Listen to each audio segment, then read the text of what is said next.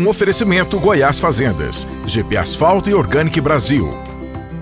As tendências de mercado, novas tecnologias, empreendedorismo, clima e tudo que tem foco no que movimenta o campo são pautas no Agro e Prosa. O seu podcast diário que tem como missão deixar você informado sobre o mundo agro. Divino Ronaldo conduz de forma descomplicada e interativa entrevistas com os maiores especialistas deste mercado. Então vem com a gente! Está começando mais um episódio do Agro e Prosa Podcast. Hoje, então, eu não terei a Jaxele Gouveia conosco, ela volta na próxima semana, na próxima terça-feira.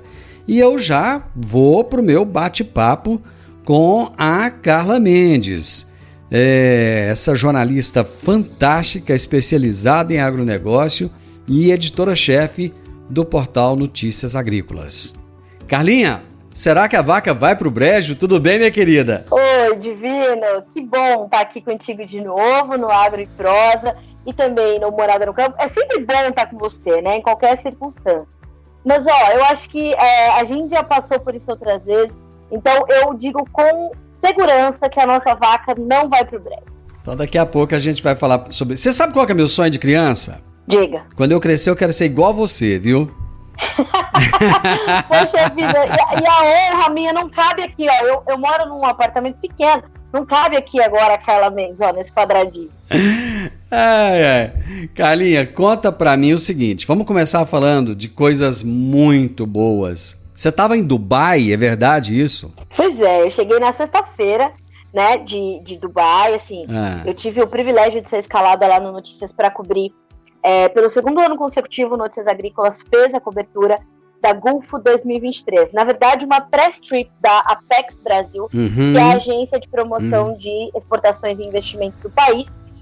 E essa press trip contempla também a Gulfo, que é a maior feira de alimentos e bebidas do Oriente Médio e uma das maiores do mundo, né? Hoje ela quase figura entre a maior do mundo, porque ela é a única que é anual. A gente tem outras como a Nuga, na Alemanha, e outras feiras que também são enormes, tão grandes quanto a Gulfo, mas não são anuais.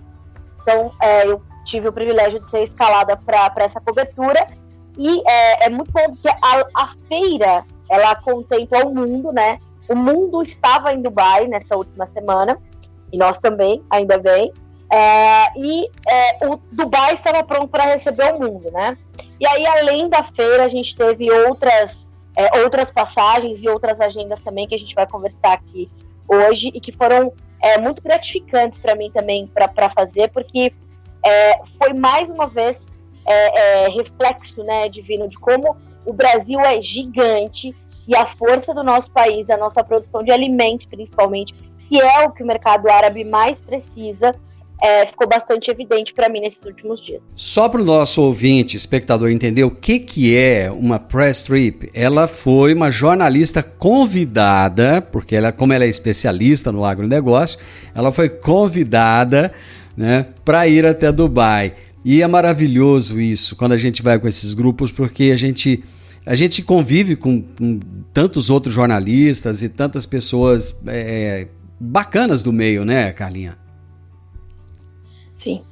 Não, sem dúvida. A gente tinha ali grandes colegas, né? Globo Rural, Canal Rural, TV Terra Viva. Então, estar com outros jornalistas também num evento como esse, numa viagem como essa, né? O nome nada mais é do que uma viagem da imprensa, né? Uma missão da imprensa lá fora, né? Mas, assim, estar com outros colegas jornalistas é muito bom, porque a mesma pauta, ela tem diversas perspectivas, né? Esse é o engrandecedor de uma press trip. O nome é muito fino, mas a verdade é que se reúne um monte de jornalistas para apontar o que a gente está fazendo lá fora e a gente poder reportar para quem está aqui. Então, essa ida com outros jornalistas faz diferença por isso, Divino, porque a gente consegue ter outras perspectivas, né, dos colegas que, inclusive colegas mais experientes do que eu, né, aí a gente consegue ter essa perspectiva, e outros mais jovens do que eu também, então também a gente consegue passar a nossa perspectiva para eles. E a gente tinha ali o canal Metrópolis, o canal Rural, Terra Viva e Globo Rural, além das Notícias Agrícolas, todos eles com focos muito diferentes, apesar de ser o mesmo tema, um grande tema, né, que era o mercado árabe, mas ali cada um com a sua perspectiva de acordo com o perfil do seu portal. Então, são conteúdos que o público vai receber muito complementares, né? Nada de concorrente. Então, isso também é bastante positivo e o resultado final fica muito completo. Carlinhos, o que o Brasil apresentou lá? Eu sei que o Brasil é um grande produtor de carne halal. Sim. Né? E, inclusive, aqui em Goiás, nós temos um frigorífico da BRF. Exatamente. Que produz carne lá para os Emirados, né? Conta pra gente o que o Brasil estava apresentando lá e como que foi essa representação brasileira. Vamos lá. Na Gulfur, que é uma feira gigante, né, de alimentos e bebidas, o Brasil tinha 4 pavilhões distribuídos ali em 800 metros quadrados. Então o Brasil tem um espaço enorme, né, já há muitos anos na Gulfur. E o que a gente pôde ver ali era realmente uma força muito grande das proteínas, justamente por conta dessa condição do abate halal. Então, os 2 maiores espaços do Brasil na Gulfur são da ABIEC, Associação Brasileira das Indústrias Exportadoras de Carne Bovina, e da BPA, Associação Brasileira de Proteína Animal. No estande da BPA, por exemplo, a gente tinha sendo distribuídos 1.000 shawarmas por dia. O que são shawarmas? É um sanduíche típico ali dos árabes, né? Da região ali, que é uma espécie de um pão folha, assim, um pão sírio, com fatias de carne de frango e batatinha frita e alguns legumes dentro. Também com carne de pato, uma vez que a população muçulmana, né, os islâmicos, as pessoas que professam a fé islâmica, não consomem carne suína, né, não é permitido pela religião, é considerado haram, que é o oposto imediato do halal, né? Então, nós temos essa apresentação das proteínas animais, e além desses 1.000 shawarmas, frango e pato, nós tínhamos também 400 omeletes por dia, sendo ali produzidos também com ovos brasileiros, ovos pasteurizados, né? Então, assim, novidades que o mercado de proteínas foi levando para lá. Essa questão da carne de pato, por exemplo, o Brasil não é um grande produtor ainda de carne de pato, mas vem se destacando pela entrega desse pato halal, que é, para contextualizar também, né, o nosso ouvinte, o nosso telespectador, o que é a prática halal, o certificado halal para um produto? É um certificado de produtos que são aptos ao consumo dos praticantes da religião muçulmana, né, dos islâmicos, dos muçulmanos. Ela segue uma série de preceitos. E para as carnes, isso é ainda mais sério. Então, por exemplo, o animal que vai ser abatido, né, para ser entregue à população muçulmana, ele tem que estar virado, né, para Meca. O abatedor, né, o sangrador, como eles costumam dizer, precisa ser um muçulmano. E durante o abate, que deve ser feito com um corte certeiro, uma faca muito afiada, né, no pescoço do animal, ali, cortando a traqueia e as veias ali, ele vai fazer esse corte certeiro enquanto ele faz uma oração, que é o Bismillah, né?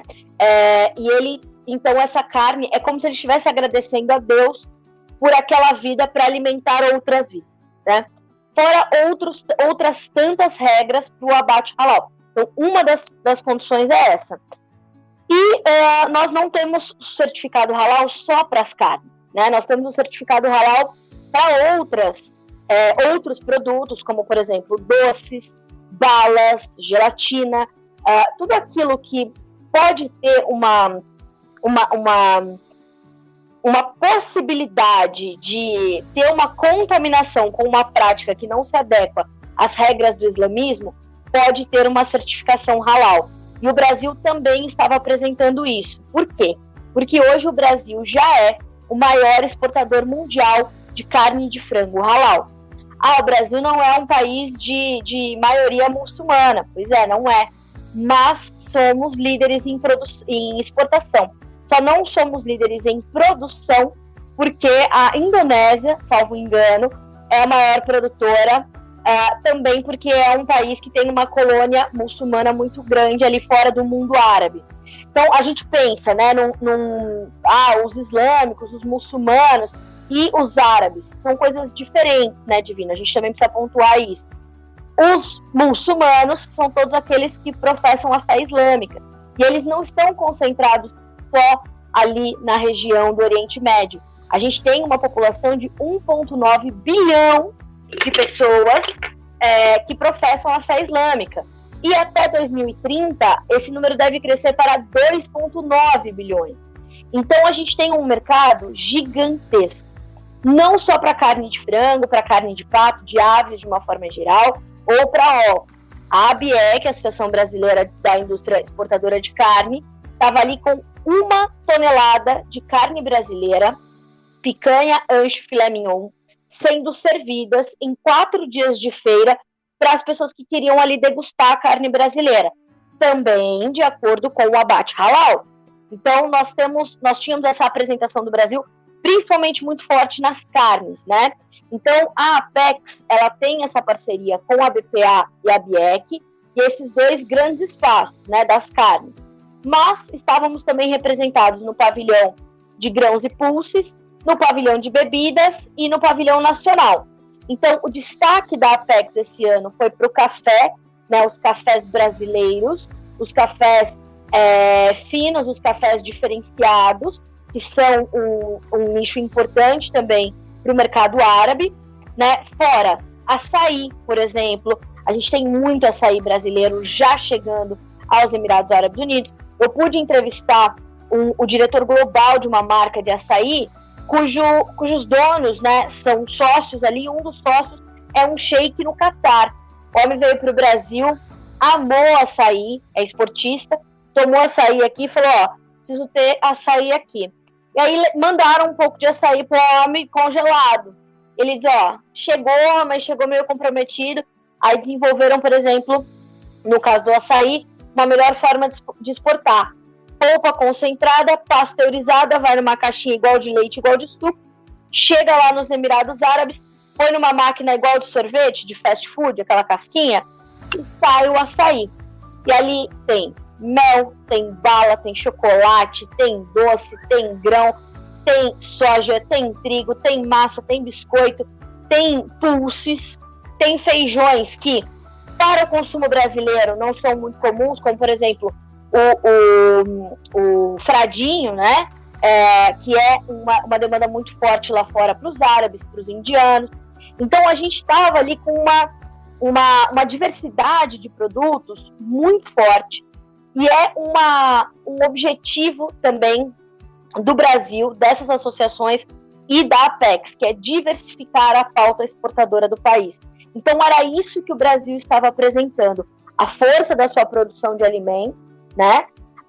E essa disponibilidade que nós temos de estar nesses mercados de forma muito frequente e constante, que é uma pedida desses mercados. Então, olhar para o Brasil nesse contexto é ouvir de novo a embaixadora brasileira nos Emirados Árabes, que é a Eliana Zugaib, dizendo assim, este stand do Brasil, é o stand com o maior número de oportunidades de negócios de toda a feira. A gente pode atender a praticamente toda a demanda, né, de todos os produtos. Então, era isso que o Brasil tinha a oferecer e foi isso que o Brasil apresentou. Diversidade, qualidade, competência e principalmente o comprometimento com essa demanda tão exigente que é a demanda por produtos halal. Carlinha, nós falamos de coisas muito boas, agora vamos falar de coisas não tão boas. Me conta esse negócio aí da vaca louca, Carlinha. Uma vaca lá no Pará faz um estrago desse? Pois é. Bom, vamos também contextualizar, né? O que aconteceu? A gente teve essa suspeita, né, do caso de vaca louca. Daí todo o protocolo foi seguido, né? A gente tem regras muito severas em relação a isso. Então a gente teve todos os protocolos sendo seguidos, sendo atendidos, e o Ministério da Agricultura, com muita competência e rapidez, foi conduzindo o caso realmente como é preciso ser conduzido. E a gente teve a confirmação, então, desse caso de doença da vaca louca, ou a encefalopatia espongiforme bovina, que é uma doença que acomete principalmente animais mais velhos, e este é um caso atípico, não é um caso clássico, que é uma degeneração cerebral do animal, praticamente assim, de forma muito rasa, né? Mas é isso. Não é aquela situação da vaca louca lá, quando surgiu nos anos 80, que a vaca, os animais... Na Inglaterra, né? Sim, exato, no início da década de 80, comiam restos, né, de ossos e tal, e aí causava isso. Não é isso, né? É um caso atípico, como é classificado, da EEB, que é cefalopatia espongiforme bovina, e ela foi, então, identificada neste touro de 9 anos, lá em Marabá, no Pará. É uma fazenda pequena, até uma divergência sobre o número de animais, ali, 100 animais, vamos colocar assim, é uma fazenda pequena, né? E não é de animais para exportação. Mas o que acontece, né, Divino e amigo? Primeiro, acho que é importante a gente dizer, embora a nossa audiência principal seja do agro, que assim, isso não tem nada a ver, né, com o consumo de carne pelo ser humano. Não há essa transmissão, né? Então, isso é preciso que a gente deixe esse esclarecimento, porque muitas pessoas, principalmente a grande mídia, né, quando o ministro Carlos Fávaro, por exemplo, deu entrevista a grandes redes de comunicação, os jornalistas, as primeiras perguntas que eles faziam: tem perigo para o consumo humano? Tem perigo para as pessoas? Não tem. O Carlos Fávaro já veio a público, já falou sobre isso, e diz que realmente a gente não tem grandes problemas, a gente não tem problemas, na verdade, em relação a isso. Um outro ponto importante que é bom a gente deixar claro, né, e o Fávaro também fala muito sobre isso. O ministro afirma que, e reafirma, é taxativo ao dizer que não se trata de uma condição de falha na defesa sanitária, falha na investigação, falha no monitoramento dos animais. Não acontece. Isso acontece, vai acometer animais mais velhos. Agora, como fica o nosso mercado? Aí sim a gente tem algumas preocupações. O acordo comercial que nós temos com a China, que hoje é o nosso maior comprador de carne bovina no Brasil, ele prevê que, então logo a gente tenha um caso de vaca louca confirmado, a gente faça uma notificação à China imediatamente. Isso foi feito, transparência, esse é o ponto número 1, e a transparência é um ponto que, diga-se de passagem, é um ponto muito bem quisto pelo mercado internacional sobre essa transparência e essa rapidez que a gente tem para tratar do assunto. Essa agilidade, né? Essa agilidade. E essa transparência também, porque como você tem de notificar o caso ao nosso maior comprador, e ele foi notificado, então já ponto positivo para nós. Isso é uma situação. A segunda coisa, a gente tem que suspender imediatamente as exportações de carne bovina aos chineses. Isso também foi feito. É protocolo, Divino. É protocolo e é assim que as coisas se dão. Só que em outros anos, quando a gente teve uma situação semelhante, nós tivemos uma situação em que alguns meses de embargo da China foram registrados e outra vez nós tivemos ali 3, 4 anos de embargo. E isso prejudicou muito o mercado de boi gordo, o mercado, enfim, pecuário de uma forma geral. Então... A última vez eu acho que foram 100 dias, né? Exatamente. 100 dias que nós ficamos sem. Exato. E nós tivemos uma situação, se não me engano, foram 3 anos ou 2 anos. Enfim. A gente já teve uma situação de anos e uma situação de alguns meses, como esse último caso, de 100 dias. Então, assim, é claro que o mercado pecuário está todo em alerta e o mercado pecuário está sentindo essa pressão. Nós devemos ter um recuo nas nossas exportações, que deverão ser números a serem refletidos pela Secretaria de Comércio Exterior nos próximos reportes, nos próximos boletins que saem todas as segundas-feiras, né, pelo Ministério do Desenvolvimento e Comércio Exterior. Então a gente tem essa possibilidade, essa situação no fronte, a gente vai exportar menos, os preços sentiram, o mercado futuro continua pressionado, as cotações do boi gordo na B3 seguem caindo. Na última entrevista dada pelo pesquisador do CPEA para boi gordo, ao Notícias Agrícolas, ele falava sobre uma pressão que pode chegar também aos animais de reposição, como, por exemplo, aos indicativos do bezerro. Então, é claro que é um sinal de alerta. Eu estava lá em Dubai quando a situação começou a pipocar, né? As informações começaram a pipocar. Antes da confirmação, eu conversei com o seu Antônio Jorge Camadelli, que é o presidente da ABEC, a Associação Brasileira das Indústrias Exportadoras de Carne Bovina. Ele dizia o seguinte: olha, vamos esperar o resultado com tranquilidade, e assim o fez, né? Então a indústria esperou com certa tranquilidade esse resultado, mas claro que quando chega, né, não é legal. A gente sabe que fecha mercado. É diferente, por exemplo, da gripe aviária. A gripe aviária não fecha mercado. Os Estados Unidos têm muitos casos confirmados e continua exportando carne de frango. Então, assim, é diferente da gripe aviária neste sentido. A vaca louca, mesmo caso atípico, ela fecha mercado, ela suspende mercado. Então, há essa preocupação em torno desse quadro. Como acontece a recuperação depois disso? É gradativa. Quando a gente tiver a reabertura do mercado, a recuperação é gradativa. A gente costuma dizer no jargão do mercado que os preços caem de elevador e sobem de escada, né? Então, como aconteceu em outros anos, vai acontecer dessa forma. Deve ser gradativo na sequência da reabertura dos mercados. Então, é um ponto de monitoramento, é uma pauta que ainda vai ter muito desdobramento, mas assim, ela não é diferente de outros anos. Até porque, veja só como isso não compromete o nosso status sanitário, isso é de fato um protocolo, essa suspensão das exportações para a China.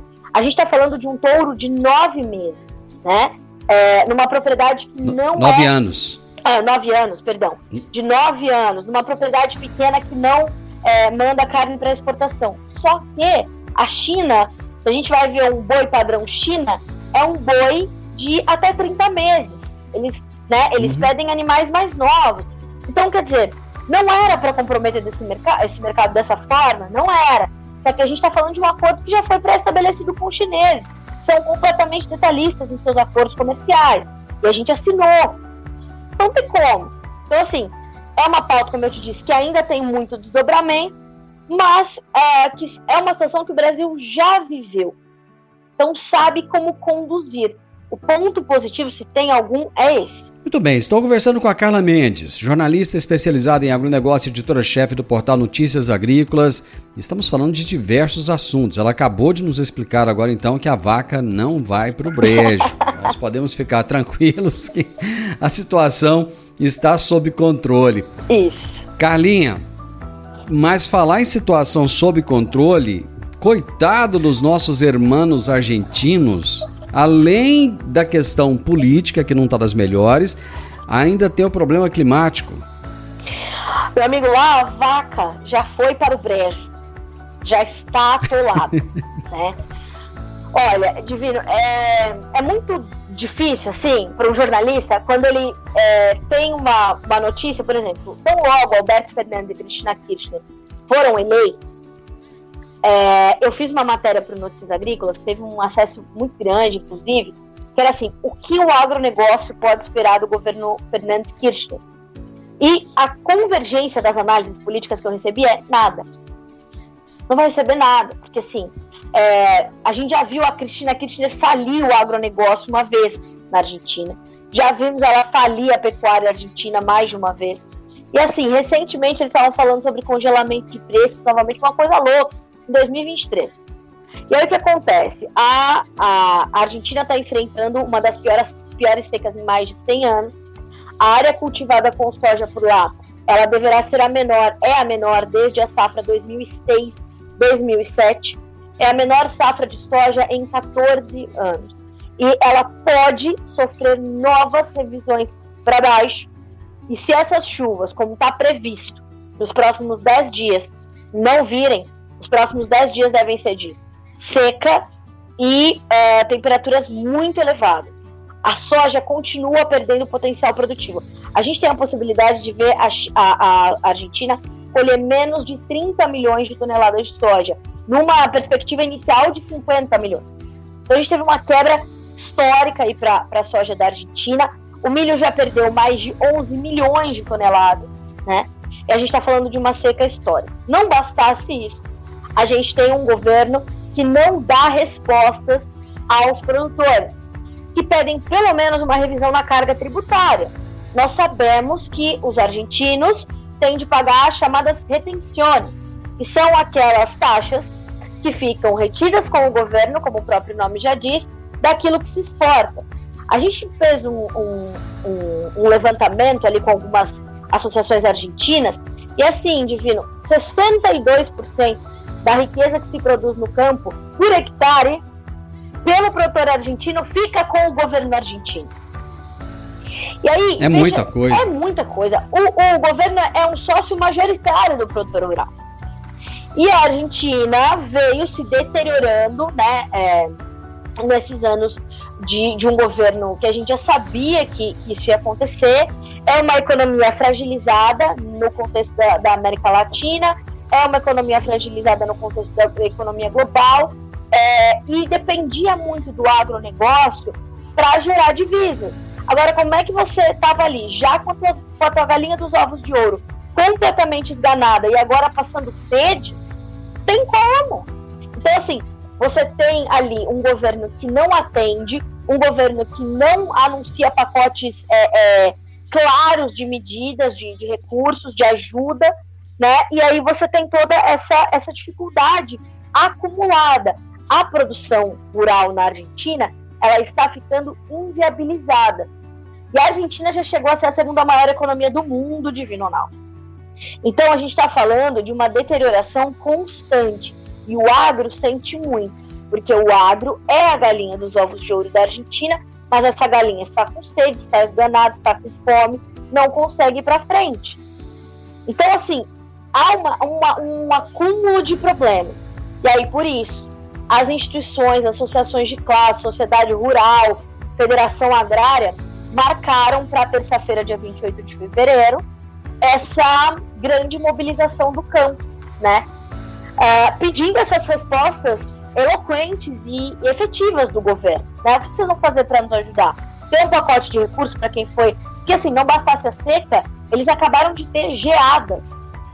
Eles acabaram de ter várias regiões sofrendo com chuva de granizo. Então, o pouco que tinha recuperado, perdeu-se. Então, a situação da Argentina é completamente frágil. Dá pena de ver os agricultores falando. Eles estão sofrendo com a gripe aviária, né? A gente está falando de uma intensificação muito rápida. Essa doença é uma doença de rápido contágio e chegou na Argentina e enfim, a gente tem essa condição também. A gente tem doenças... E que já causa preocupação no sul do Brasil, né? Porque está aqui pertinho, né? Sim, de 8 países que tem gripe aviária na América do Sul, 6 fazem divisa com o Brasil. Então, sim, essa preocupação existe. E agora eles estão preocupados também, e aí, claro, o governo vai colocar essa preocupação a mais, também para desviar um pouco a atenção, que é a condição da vaca louca aqui no Brasil. Olha, a gente já não bastava todas as preocupações que nós tínhamos, agora tem vaca louca no Brasil, o que vai acontecer com a nossa carne? Não vai acontecer nada, senhores. Já foi feito o abate sanitário desse animal, agora veja o que é um governo despreparado, né? O que é um governo que vai ali oferecendo soluções milagrosas para as coisas que não vão acontecer. O Alberto Fernandes, ele se elegeu dizendo assim, a gente quer devolver o churrasco pro argentino. Eu acho que eu já ouvi essa história, viu? Pois é. Só que, meu amigo, o consumo de carne bovina na Argentina é o menor dos últimos 100 anos. E a inflação na Argentina é de 3 dígitos. 3. Pois é, mas... peraí, deixa eu entender, porque é o seguinte... Vamos entender. O que eu observo? O que eu observo conversando com os produtores rurais e olhando nos grupos de WhatsApp e tal? Existe uma preocupação de que tudo isso seja replicado para o Brasil, já que o agronegócio também é a galinha dos ovos de ouro do Brasil. Mas o nosso presidente visitou a Argentina e chegou lá e elogiou o que está acontecendo na Argentina. Eu fiz eu falo, a maldição do jornalista é você registrar a história, né? Eu fiz essa visita do Lula ao Mercosul ali, ele foi, de um lado, ele foi para a Argentina e para o Uruguai. Na Argentina, tapete vermelho, mi hermano e tudo que ele tinha direito. Churrasco do bom pro Lula, pra Janja, para todo mundo. Alberto Fernandes só porque tá de briga com Cristina Kirchner. Cristina Kirchner ia se encontrar com o Lula, também falou não. E lembrando, hein, Cristina Kirchner, que foi acusada por corrupção, estava com a prisão decretada, mas aí recorreu em primeira instância, segunda instância, condenada por corrupção. Também muito semelhante ao que aconteceu aqui no Brasil. Já conhecemos uma história parecida com essa também. Tá vendo como estão muito próximos. Tanto que Alberto Fernandes foi o primeiro chefe de Estado a estar no Brasil no dia seguinte da eleição do segundo turno, né? Alberto Fernandes veio pessoalmente com o dinheiro do povo visitar Lula e dizer: meu irmão, parabéns. E aí, o que aconteceu? Lula foi para lá, tapete vermelho e aquilo, ó, maravilhoso, olha essa Argentina. E Lula diz: a Argentina pujante, está acontecendo que a economia é historicamente bom. Aí Lula foi para o Uruguai, onde o presidente é Lacalipum. E ele disse: aqui você não se cria, Lula, porque aqui eu estou preocupado com o meu país. E assim, ó, o Mercosul, esse acordo empoeirado, esse bloco econômico que não se modernizou, ou se costa e se moderniza, ou eu estou fazendo aqui meus acordos, eu e os meus parceiros, incluindo China, Nova Zelândia, Aliança do Pacífico, não sei da onde, que são 14 economias asiáticas. E aí eu te digo, e Lacalipum, não satisfeito, diz assim, ó, não só para você, Lula, e para você, Alberto Fernandes, mas para os coleguinhas aqui da América Latina, não é preciso ser de esquerda para defender a democracia e a liberdade. Quando Lula chega da Argentina no Uruguai, não tem tapete vermelho, não tem mi hermano, não tem churrasco, não tem nada. Tem assim, você vai mexer no Mercosul, vai modernizar isso aqui, e como a maior economia do bloco e do continente, você vai avançar com isso, ou como é que vai ser? Né? Então, assim, é risível a gente ver o Lula vangloriar Alberto Fernandes, como é risível vermos Alberto Fernandes elogiar Lula, mas faz sentido.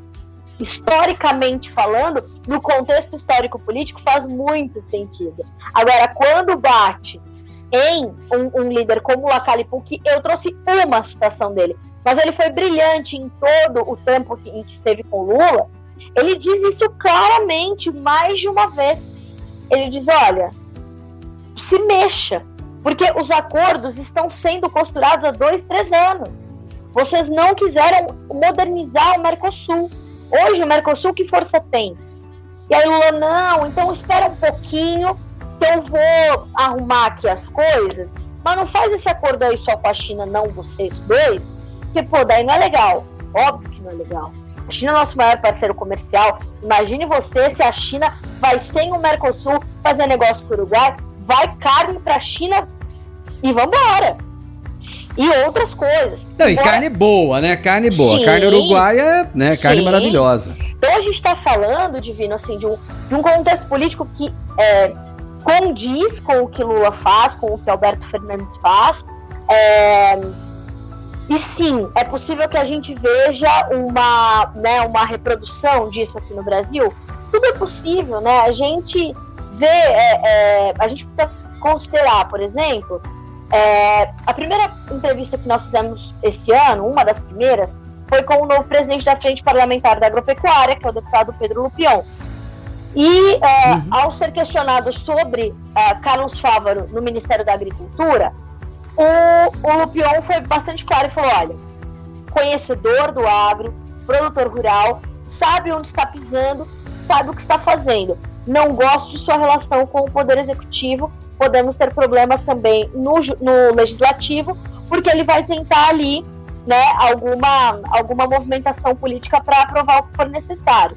Agora, politicamente, me preocupa, e a mim também, porque ele esteve ali não cabe a mim também dizer se isso é certo ou errado, mas esteve neste final de semana num evento do Movimento Sem Terra, né? Ali na chamada Festa da Colheita da Soja Livre, que é a soja cultivada ali sem defensivos, sem agroquímicos.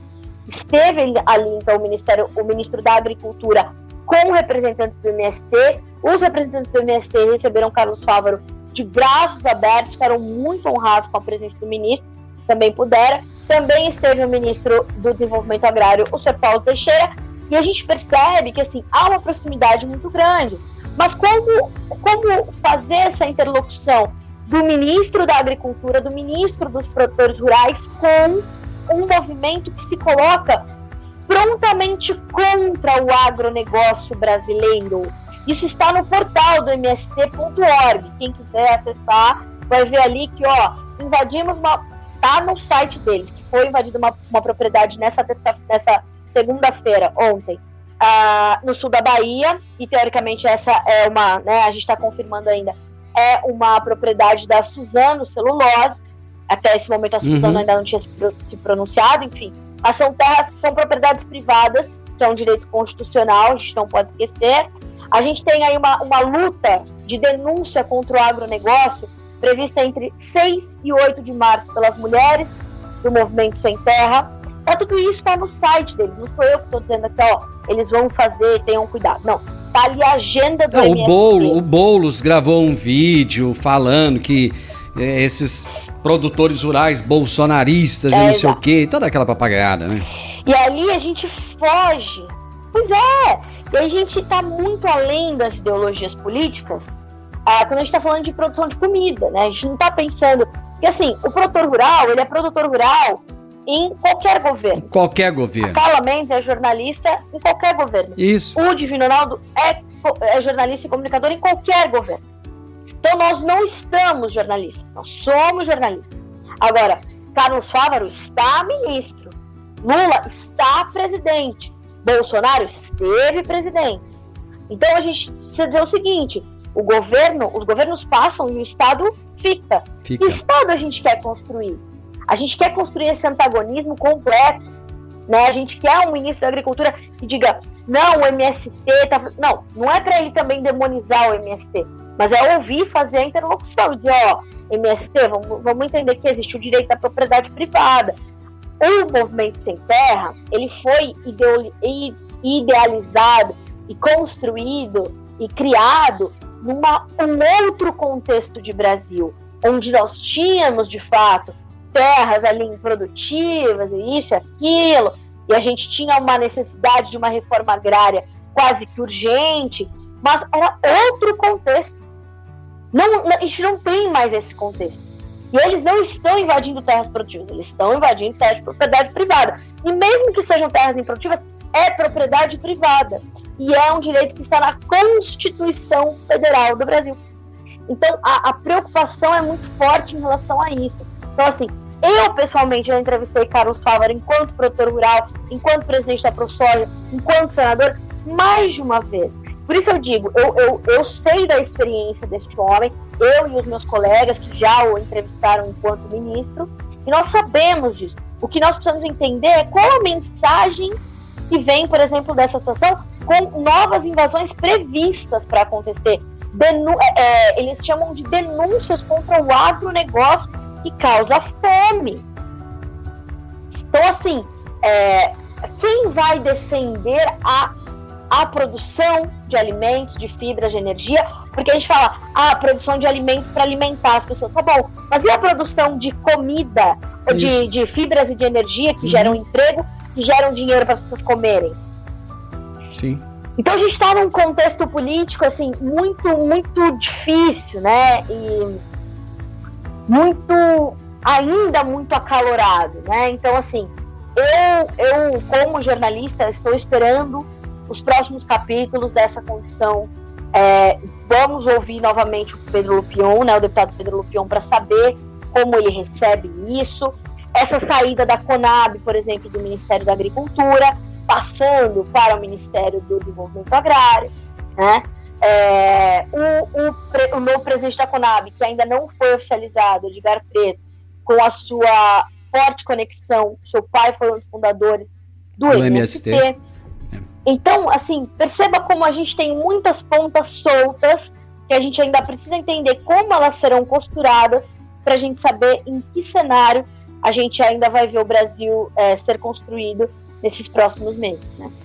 Minha amiga, nosso tempo acabou e a gente não conseguiu falar de Amazônia, não conseguimos falar de meio ambiente, não conseguimos falar de um monte de coisa, mas isso é maravilhoso, porque aí eu tenho